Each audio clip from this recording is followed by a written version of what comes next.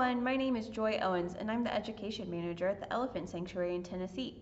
Today we are celebrating World Elephant Day by talking with a few of our international partners.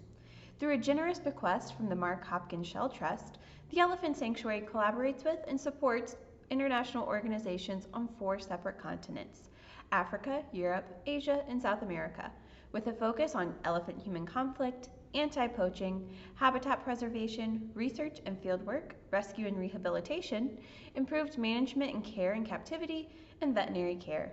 Joining me now is Elephants Without Borders. Thanks for talking with me today, guys. Can you introduce yourselves? Hi, Joy. Thank you. Hello, Elephant Sanctuary of Tennessee, and all the viewers out there. I just want to say Happy World Elephant Day. My name is Kelly Landen. I'm the program manager and co-founder of Elephants Without Borders here in Botswana. Hello, Joy, and hello to everybody at Elephant Sanctuary of Tennessee. Happy Wild Elephant Day. My name is Izzy. I'm the Community Outreach Coordinator here at Elephants Without Borders. So tell us a little bit about Elephants Without Borders. How did it start and what work do you do?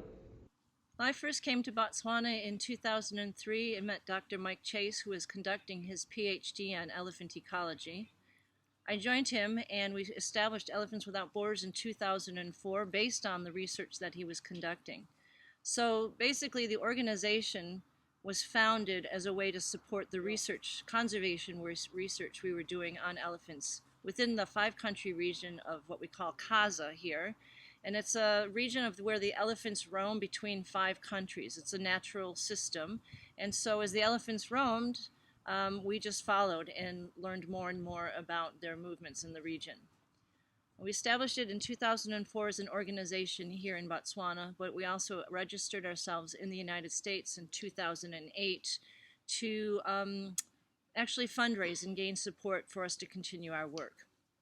Our organization was founded on conservation research, but through the years we've broadened our scope. We have several different projects, different directions. We have conservation, we have an education program, we have community outreach, we have community human-elephant conflict, which is Izzy's specialty. We also have the Elephant Orphanage here, where we have, we'll introduce you to the elephants shortly. But the Elephant Orphanage also employs 14 dedicated caretakers.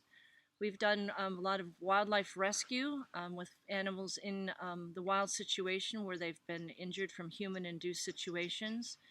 And we do continue our monitoring programs of wildlife and other species, elephants and other species.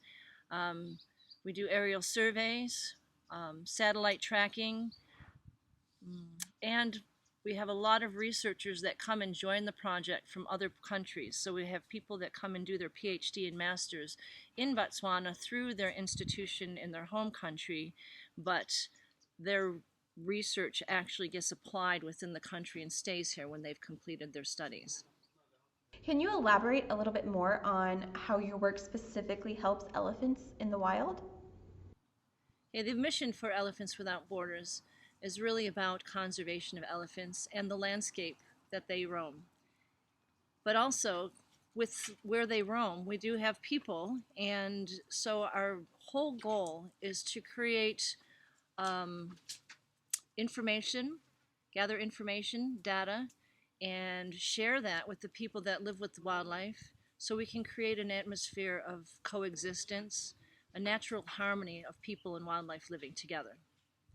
With using elephants as our umbrella species, because where the elephants go, and if we can conserve habitat for elephants, we can conserve habitat for all the wildlife. And can you tell us about a project or initiative specifically supported by the Elephant Sanctuary?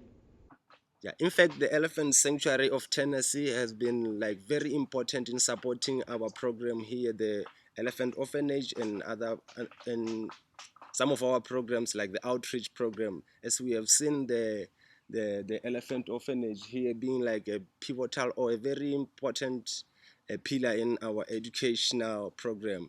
As we have been conducting educational lessons, we have been receiving like a lot of school groups, school children coming here to learn about the elephant conservation and conservation in general. And this orphans have been that like ambassadors of that, and they've been playing a very big role to disseminating information and to like raising awareness out there to the kids, as in like grooming them to become like conservationists in the future, and to know, to understand how important these elephants are, and how is it, how it is very important for us to help them to come to their rescue when there is need. And that's the importance of the orphanage here and the orphans here.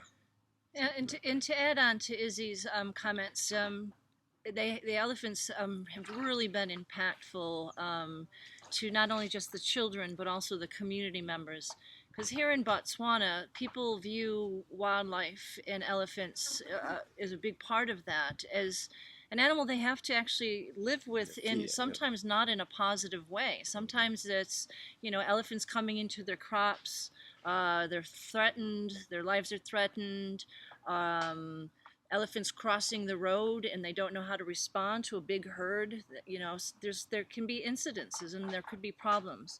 So when the people come here and actually get to see and touch, and actually we have people in tears. It's amazing to see that they cannot believe that they're actually bonding, having an intimate moment with an elephant. And I think it really creates a different cultural view and a different change in people's perception about the animals themselves. Oh, look, it's Boy Puso. This is our little baby Boy Puso. Hi, sweetheart. And Boy Puso, that her name means independence. She came to us last Independence, so she's about 10 months old. She was about two months ago, old when she came to us, and she's a prime example of that. In a very fortunate situation, I have to mention. She was found and dragged into a bar that's in a wildlife area, and the patrons of the facility were very unfriendly to her. They had abused her a little bit, and they were chasing her and hitting her, and it, to us this was appalling and surprising. But you know, some of the reaction, people had taped it on their phones, and what we could hear was some people were saying, kill it, those animals kill our families. Yeah. Other ones, on the other hand, were saying, no, save it, don't hurt it, it's a baby. And so luckily one of those positive, good patrons took her. I don't know how they did it, but they took her and hid her in the village. And we got a call the next morning to come save her, and she bonded with us quite readily, surprisingly. Took us a few weeks to get her out of a critical stage, and she accepted the bottle, accepted her caretakers, but now she's been with us for 8 months and very happy and loved by everybody, and she pretty much runs the sanctuary, the orphanage herself, because everybody wants to see the baby.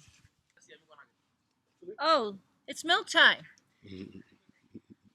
This is KT. Happy World Elephant Day. Thank you, Elephant Sanctuary of Tennessee. Thanks, KT. KT's our Elephant Orphanage manager for the caretakers and watches over all of the elephants. At the moment, he's feeding Tuli. Tuli's been here for almost 3 years. She comes from an area called the Tuli Block in Botswana, and she unfortunately lost her family to human-elephant conflict. So she likely will never be able to see her family again. When we do reintroduce them back into the wild, it will be in a different area. So thank you, KT. Thanks, Tuli. Right behind Tuli, right behind Izzy is Panda. You can't see her very well, but Panda is our oldest elephant. She's about 3.5 years old, and she came from an area called Ponda Matanga. Ponda Matanga is a farming area, big commercial farms, and she was found within the fences of the commercial farms, and she had been without her family for several days, and she came to us she was about 8 months old. So she didn't have to drink from the bottle as you see KT feeding Tuli. She drinks her milk out of a bucket. Thanks, guys. Oh, she's giving you some love. After milk, they're going to go out and have a walk. They spend most of the day outside of this the orphanage area. The orphanage boma is what we call this. And but they come in every 2 hours to have their milk. So, how have you seen your work have a positive impact on the elephant population? Yeah, to add on the importance of the orphanage here and how like they have changed like the viewpoint of everything, even into myself. Before I came here, I have a different view and understanding of the elephants in general or the wildlife in general. But with the exposure and being part of this initiative and this good program of the orphanage, the Elephant Orphanage, I've now like changed. I have a changed different view, a very much clear understanding of exactly what is it also all about elephant conservation and conservation in general and the importance of saving our wildlife and the importance of like teaching the community out there of on how best to conserve or to live alongside the animals or the wildlife or the elephant is to be specific as we have like quite a population here in Botswana and especially here in Chobe, of which I grew up alongside them from as little as I could remember. The elephants have been walking beside me. They've been my neighbors. So yeah, we've been living alongside with a different understanding, of course, than now that have been exposed to this program.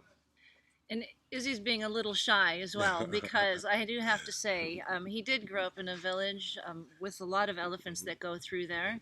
So he grew up in a very different light, having to protect crops with alongside his father and his family, his brothers and sisters and mom in the fields when elephants came by.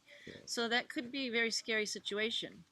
But now Izzy is running with Dr. Tempe Adams our human elephant coexistence and conflict program, which has been really impactful with the farming communities.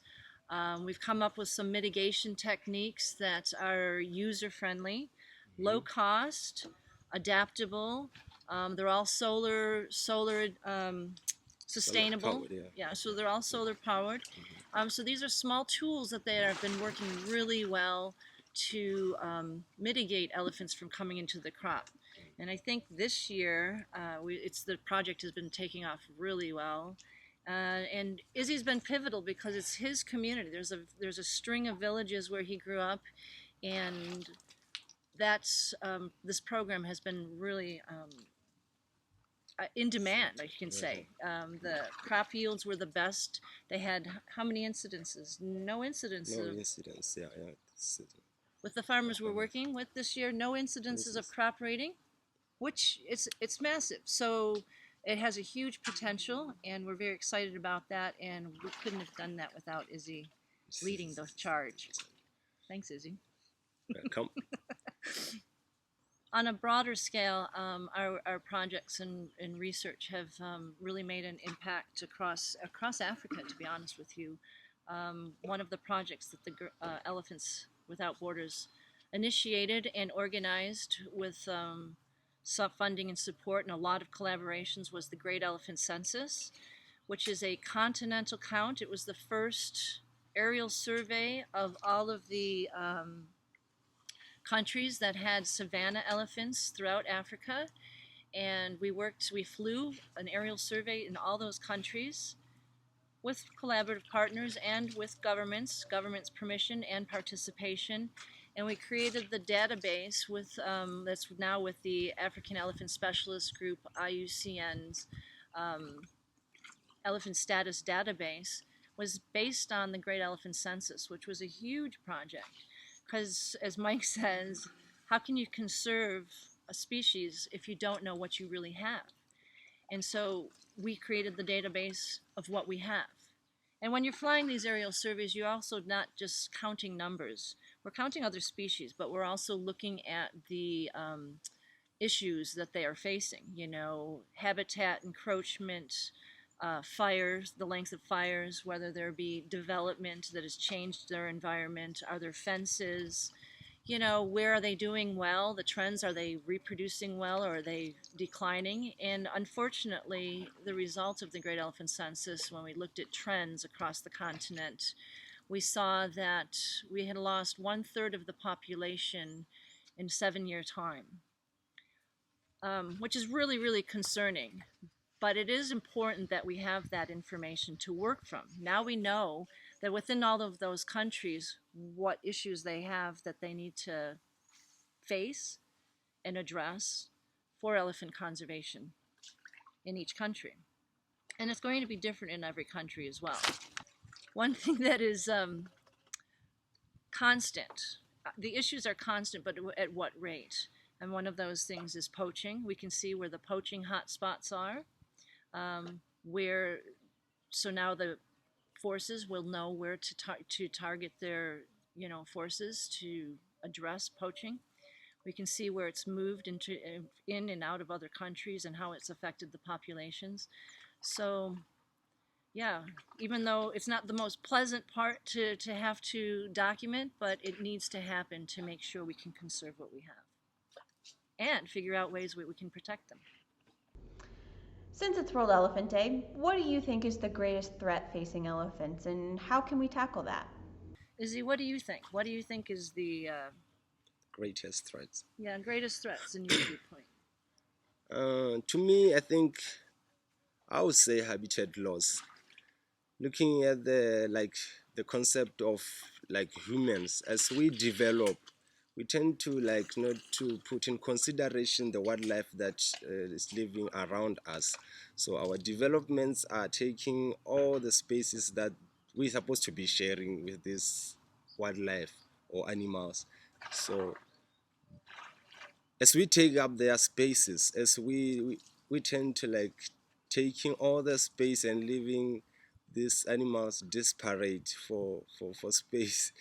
It has a negative impact on their population or on their numbers or their growth or their success, according to me, because this might end up pushing them far away, or in simple terms, it leads to conflict, because that means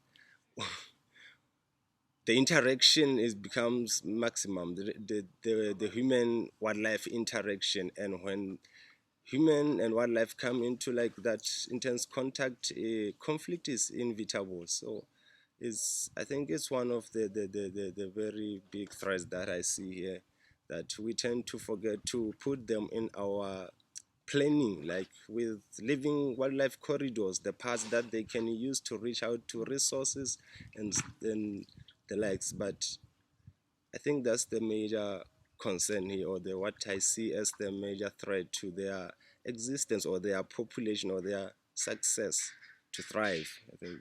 Yeah, no, that's good. It's true, and we can see that is the changes that have been happening in this region. It's great that there is some development, and the district is doing very well. We have a new bridge coming in that's going from Botswana over to Zambia, which has been needed for a long, long time. In Zimbabwe, it's inevitable that we're going to have that. If you have, more people, you need more space for the people, you need more food for the people, you need, and people want to also prosper. So that's great. But as Izzy's saying, when you have an area such as a country like Botswana, where you have some of the last strongest populations of wildlife on the continent left, it's important and vital that that wildlife is part of those planning. The spaces for the animals, but also access to resources, as you're saying. It's really important. I also, on top of that, I also see what's really important is political will. We have these discussions all the time. It's very important that the decision makers are part of that process, and that they understand what we understand from the ground and the research that we've done. what do the elephants need? What do the wildlife need? What spaces do they need? What pathways do they need? And how can we help them include them in that planning? So political will is really important. You need to have leaders that want to create that atmosphere of conservation as well. They need to have a conservation mind as well. So it's not the biggest threat, but it's a key point. It's vital for the process to work. Another key threat also that on the continental scale and now in our region that I can't help but bring up is poaching. Because it's a worldwide phenomenon, and it also needs to be tackled. I mean, we're thinking about human-elephant conflict as being one of the key reasons of why wildlife are in decline, or elephants in decline. But poaching for elephants specifically needs to be addressed, and it can't be done just by the countries that actually have the wildlife. Poaching needs to be addressed. Sure, on the ground, boots on the ground is one thing, but it needs to be addressed having worldwide information sharing, worldwide movement, worldwide conservation ethics, political will, to actually change the policies about the wildlife trade in elephant tusks. And what is something everyone can do in their everyday lives to take action for elephants? Yeah, so when we're talking about threats, what can you guys do? What can you do as an individual that in a country that's far from where we sit right now? First, arm yourself with as much knowledge as you can about the topics, about the issues, about elephants and their conservation status, about the issues that they're facing. It's not only necessarily, poaching. Projects such as the human-elephant conflict. It's a huge issue, and most people don't know that that's what one of the problems is. So if you arm yourself with that knowledge, you can find ways to support it. Another thing that you can do is, again, with armed knowledge, is talk to policymakers, decision makers within your own communities, within your own states, countries, because those decision makers also have an international obligation into some of the issues that we're talking about, and they vote on on the trade. They vote on import or export. So that's another way of voting for conservation minded leaders. And when you know what's going on, when you know the issues, then you can find ways to also support that, whatever country it might be in, whatever the focus might be. But if you know the issues that the elephants are facing or wildlife are facing, then it's easier to find a way to support it. Izzy? Yeah, like Kelly's saying, I think, like I always say, that you will never understand until you learn. You need like knowledge power, the power of knowledge. You have to know exactly what's happening for you to be part of something of the conservation journey, to understand exactly the needs and the needs of the animals and elephants in general, in general, and the communities that live alongside this wildlife. What's the challenges they are facing, and how can that be rectified? You have to like understand much, to go deeper into understanding how these animals, what's the need, what these animals needs, and what these people needs, and how can you like bring that concept so that it can work like what evenly, or like can benefit, both parties can benefit, can live like in yeah, perfectly alongside each other. Lastly, if people want to learn more about Elephants Without Borders, where can they find you guys online?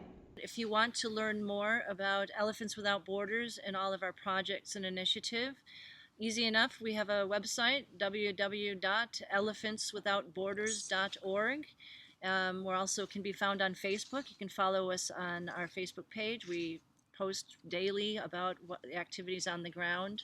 And also you can follow us on Instagram and Twitter if you want to learn more and keep up with what we're doing.